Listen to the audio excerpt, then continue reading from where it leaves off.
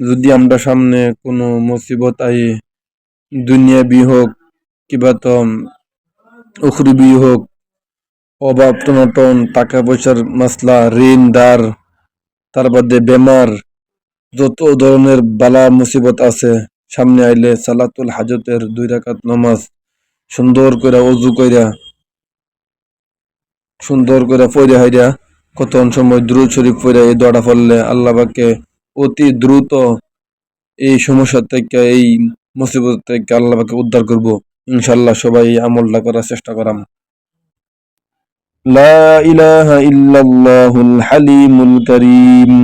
সুবহানাল্লাহি রাব্বিল আরশিল আযীম আলহামদুলিল্লাহি রাব্বিল আলামিন আসআলুকা মুজিবাতি রাহমাতিক ওয়া আযাইমা মাগফিরাতিক والغنيمة من كل بر والسلامة من كل إثم لا تدع لي ذنبا إلا غفرته يا أرحم الراحمين